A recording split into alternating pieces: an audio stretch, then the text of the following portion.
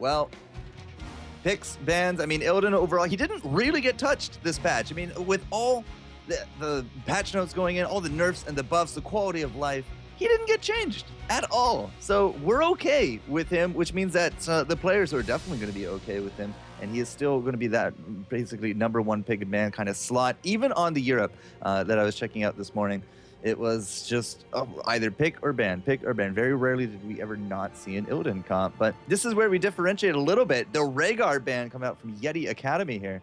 They do not want to deal with the Rhaegar, even with the fact that the Illidan is out.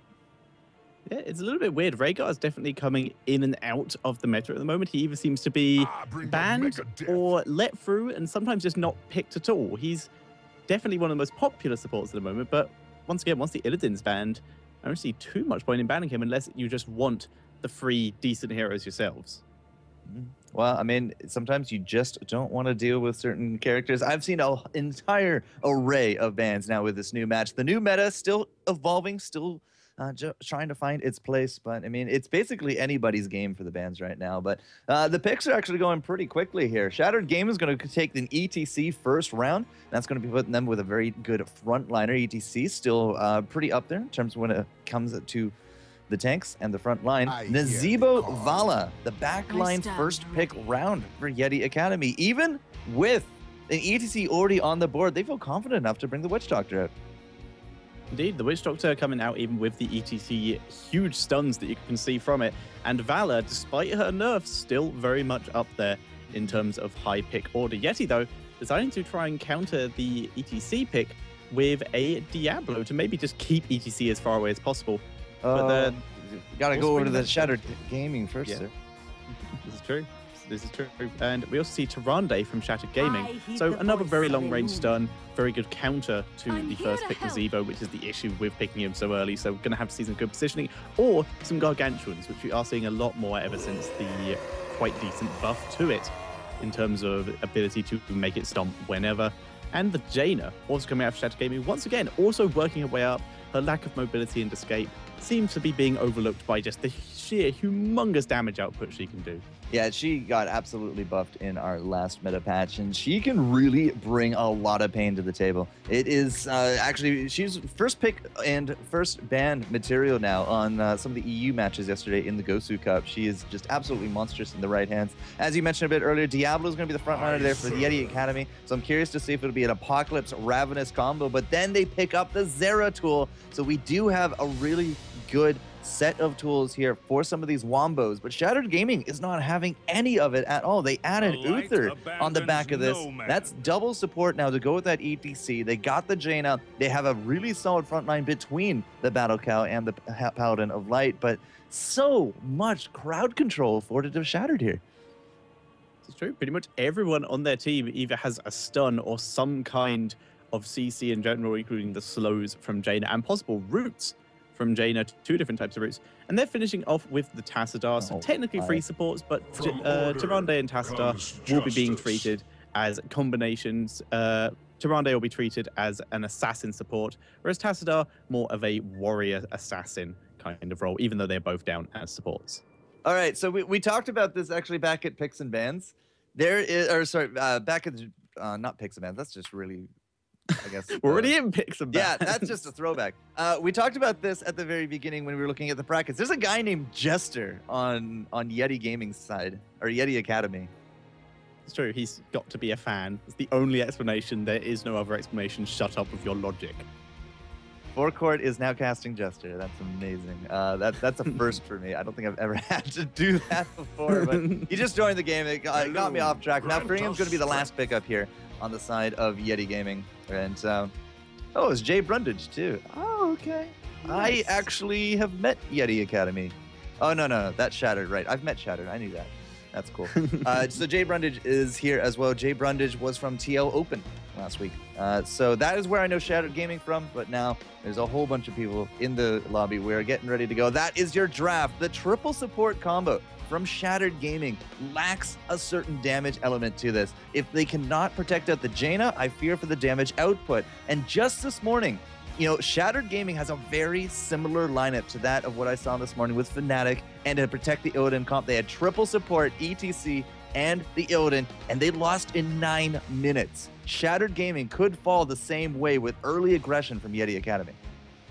It is very possible, but we do have to remember how effective Tyrande and Tassadar are at sort of coming out of their support role. Tassadar, with the static charge talent and his Argon form, can drop easily as much damage as a decent tier assassin. And Tyrande, her Hunter's Mark, and she's mainly in for her huge stun and the Starfall, can drop massive damage and seriously assist. That and the fact, which map are we playing on? I can't actually see. Cursed Hollow. Cursed Hollow. That and the fact we are on Cursed Hollow, it is quite a large map, so her Sentinel going to be giving the team huge vision.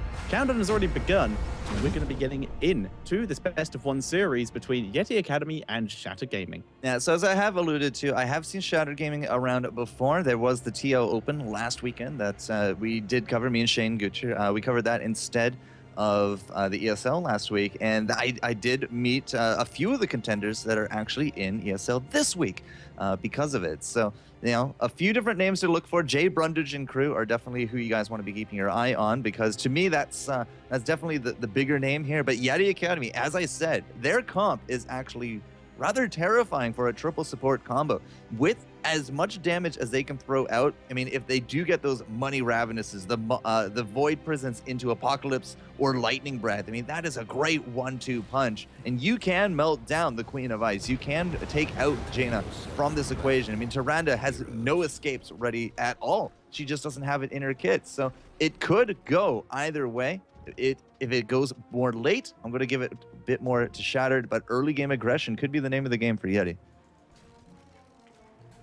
Indeed, and I appear to be on someone's view here. I'm not sure how to get out of that. E.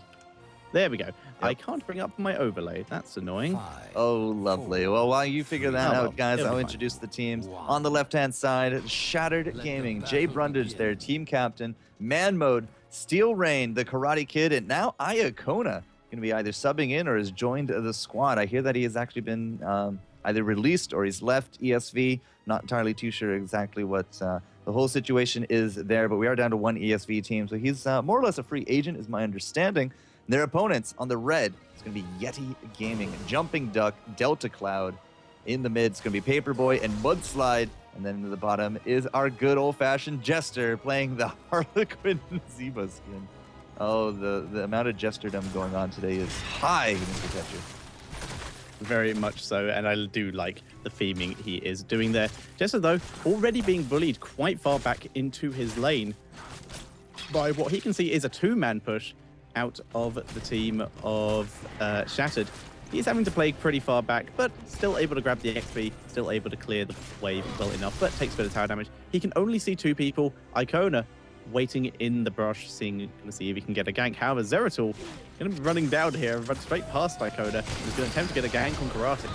Well, yeah, had the Tyrande stun actually landed, Jester would be probably a dead duck right now. But unfortunately, it just did not connect. And that's what they were looking for. They were looking for that 1-2 punch. And then with the double stun on top of the damage output that an early game Jaina can put out with all 3 of her spells, it can definitely melt somebody that is not as sturdy as some of these other heroes like the Nazeebo. So that's what they were looking to do. They were also hoping to grab, the experience advantage with that because of the lack of a lane soak into the bottom. But we have now rotated around. Yeti Academy is going to bring one of their heroes down here to support this. They got the Zeratul, so it's not going to be a roam. And that leaves us with a little bit more of a wet noodle fight in the mid. And top is probably not going to have a ton of action here either.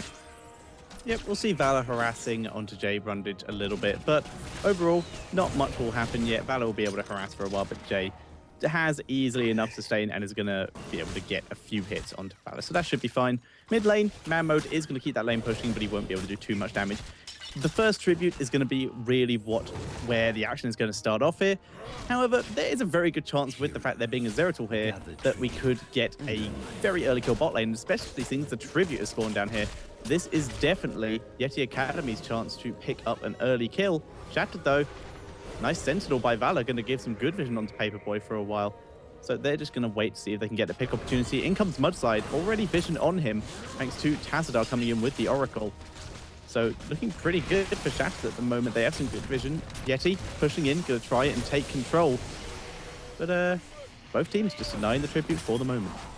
I'm just looking at the level 4 talents as we're going back and forth. We do actually have Valor rotating into the mid, so this is not the best in terms of the soak situation because we got Shattered still into the top, but you know, Paperboy is really trying to make sure that they grab that tribute, and Tassadar just poking his nose into the back there. If we just do this poke and soak game, it's going to go the way of Shattered Gaming because they have that extra soak occurring into the top lane, whereas we don't have that. We have 4-man investment into the bottom. About to get a kill. Managed to just pick up Zeratul thanks to a very nice stun, double stun combination there out of Karate Kid and Icona.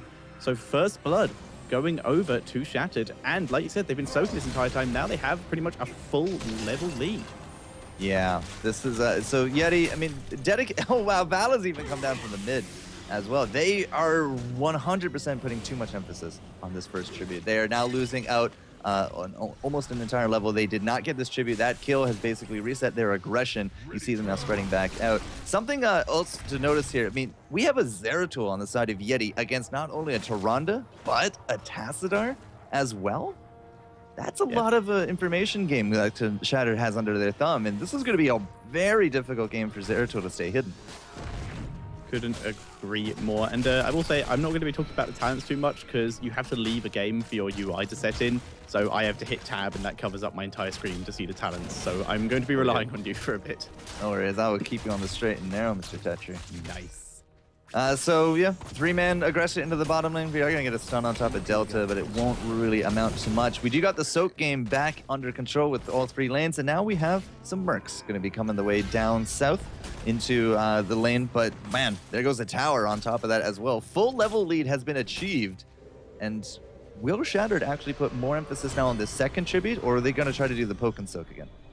Well, Shattered already have 3 members grouping around this. However, all 5 members of Yeti are grouping up here. Shattered only with 4 members here, thanks to Jaina pushing this bot lane as hard as she can, trying to grab another tower and give them even more of a level lead. If Shattered can deny this tribute for a while, they may be able to grab it for themselves. There goes the Storm, just going to continue to deny on man mode, dropping a shield in himself, does get rooted, does have a dimensional shift, and does pop it to back out of there, make sure it doesn't get caught. Jaina still not coming up. They are relying on the 4 versus 5, just purely relying on that level lead. They do have stun lands on Paperboy, but unlikely they'll kill him, and he does blink out man mode. Having the micros away, does not want to get rooted by the route from Delta Cloud there. Steel Rain still pushing up that bottom lane while this is going on. So again, the experience game is very solidly in Shattered Gaming's favor. The poke is still strong though, 9-7. So much denial. I know, right? This is insane. I told you, the information game is just going to be intense. I mean, we got Psystorms, we got the Holy Lights, we got Owls, we got Mudslide getting caught out. Oh, he's being dropped low, but now Jay has been pushed very much out of position. He does not have his dash because he used it earlier, but he's still going to get out thanks to the heals and shields of his teammates. And now the entire team of Yeti has retreated back away from their advanced position. So now they're just giving away more free harassment. And finally, Steel Raid has arrived, lads and ice lads, to deal some harassment there. And now Shattered can try and push into the tribute for now. They're just playing the denial game, though. They don't realize that Yeti have already pretty much backed away here. It's just Jester. Delta's coming back in, and in comes Mudslide from the bottom, but he is spotted by the Oracle. Jay, once again, denied. Not going to be able to get this tribute for a bit. So far, the triple support has been working out flawlessly for Shattered. That's going to be the second tribute now into their pocket. And, you know, rightfully so. They are so close to level 10 to get those heroics on the board. And absolutely, when you're down 2 levels for a tribute, you could not afford a team wipe at any of these tributes. So that is going to, you know, put us into now a very bad early game situation for Yeti Academy. Yep, heroics are available. Standard heroics out of everyone. Water Elemental coming from the Jaina. We have the Archon from Tassadar. Starfall for that extra huge damage coming out of Tyrande. Divine Storm and ETCs. We're seeing a lot more of it nowadays. Going for the stage dive. Can't be interrupted as efficiently as the mosh pit, and the fact that there is a lot of denial potential on the side of Yeti to deny that mosh pit. So stage dive makes a lot more sense. Jumping duck into the top lane. I mean, I'm looking at some of these lanes. The gate in the top is non-existent. The mid is actually non-existent, and the bottom fort is now getting pushed in by this water elemental and 4 team members here from Shatter. That's going to be now the top lane tribute. I mean, we did have one into the bottom and then one into the top, so it could have gone either way, but it will be the top lane spawn. We still have no heroics for Yeti Academy. They are still down over half a level, so a poke and soak game is not going to be in their favor. In fact, engaging this at any point is not going to be in their favor, and I think they know that. They've tried to do their delay, and that is all that they have in the tank, and there's the first curse toucher. First curse without a single tribute being taken by Yeti Gaming here. They are very much on the defensive. Shattered, putting on it so much pressure onto Yeti here, and they're in fact even going for the Yeti Gaming side, the Yeti Academy side boss. And they're going to take it. Zeratul running past the wrong place, but nice Void Prism, and they're trying to combo with the Apocalypse. Does land it all. Rain of Vengeance as well. This could be the turnaround they need. There comes the Starfall. Icona going to get stunned by the boss as well as Mudslide, but Mad Mode able to take out the Diablo. And it's a pretty even fight, actually. There's the Ravenous Spirit coming in from the back. This could be what turns around the fight. Going after Steel Rain. Steel Rain heals, and we're going to see wow, we're going to see Shatter Gaming still manage to come out on top after what was a pretty incredible engagement out of Yeti Academy, but they were still already too far behind. Jumping Duck is still absolutely a target here, but Jester is there as well. He's going to get off that wall of zombies on top of Steel Rain, but Steel Rain has had her Wheaties. She's back to almost full health, and the curse still here for another 2 seconds. Here comes the stage dive from Jay Brundage. The Mudslide is there to help out, but Jester's going to be the casualty left to the front line. Delta Cloud and Paperboy, they're coming in. They want to get at least one of these kills, but unfortunately, the triple support nature. I mean, you saw the hit points go up and down all around. Shattered Gaming, though, triple support were virtually invincible. They take home 1 kill on the back of that from Yeti. And, amazing engages, but the power of the heals are just too strong. Yep, we had 2 sources of shields coming in from Ufa and the Tassadar, and the 3 different sources of heals. Tyrande with her, well, wet noodle heal. It doesn't really do much, but it's still a heal. And the fact she was running her healing a little. It got buffed a little bit. It's like still 50%. Not amazing. Yeah, it was a pretty sizable buff. I mean, it no longer sucks as a heal. This is true. I'm not sure a wet noodle is quite what you can call it. Okay, it's a vaguely moist noodle. I would like to point out though, Yeti attempting to do their boss now, and Icona trying to deny this, buy time for his team to get here, and he has done it. He's bought enough time. In comes the team of Shattered, and they're pushing back the team of Yeti. Nice kill there, and now Mudslide is trapped away from his team. He's trying to go for the run. There's the Apocalypse to try and slow down the team of Shattered, but it's not going to make a difference. They're going to be able to steal this boss right from under Yeti's nose. Zeratul died to the water elemental. That water elemental is brutal. It's very fast, and the slowing auto attacks are a massive pain to escape from. If it's summoned on you and it gets off an auto attack, barring any kind of blinks, I don't think you can actually run away from it. Unless you're Lily. I think Lily's the only one who can get away from it due to her passive movement speed. Right, fast speed, got it. Yeah, that or a dimensional shift, maybe out of Tassadar. But like you said, outside of exceptional situations, speaking of exceptional situations, that was one of the quickest Malfurion deaths I've ever seen. He went flying, man. He was up against the wall back to the side, but a good Void Prison there into the front line. You'll notice that it does actually get that goal. I mean, there's nothing to follow it up with. We don't have an Apocalypse. The Malfurion's dead, and Nazebo needs to find a very safe spot if he wants to get this Ravenous working, because there's just so many stuns available to the enemy team. But stuns is going to be it for Paperboy. Melts under the pressure. We got the Archon out. Here comes the Healing Wards. Double Healing Ward hype. By the way, at that level 4 talent tier, there's the talent for you. Double Shrink Ray as well at the 13s, and it's just really bringing that mini Diablo into scale. I mean, I got one on my desk from PopCap, but man, that was really cute. And 16 to 12. This is 100% a Shattered game favor right now. It is going to have to be something pretty immense to happen for Shattered to lose the deficit they have. Golem pushed all the way to the core before it finally ran out, and Shattered mid lane push so far. They're going to try and take this keep as well. Diablo still down for Yeti Academy, and they can't really engage without him. He is their frontline. Paperboy trying to access the front line, and that's what happens. He gets CC locked and completely wiped by the Jada Blizzard and Psystorm combo. Icona taking a little bit of damage, but he's still going to be able to walk away. And Shattered finally going to leave the Yeti base to go and get the Watchtower and get another tribute. And likely these Stone Bros, I want to say. So why did all of this bad mojo just happen to Yeti Academy? Well, they tried to take this top boss, and guess who was actually not there taking the bottom Stone Bros at the time? It was Vala.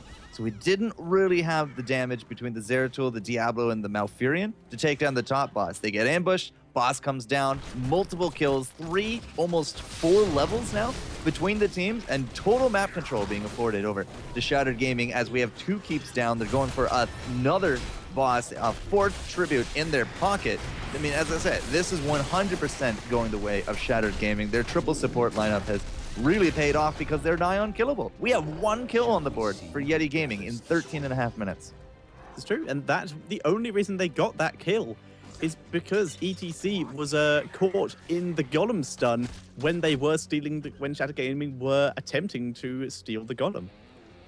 You gotta stop calling them Yeti Gaming. That's not their name, but it is cool. It is true. It is Yeti Academy. Yeah. And Stage Dive coming in does not land on anyone but Shattered.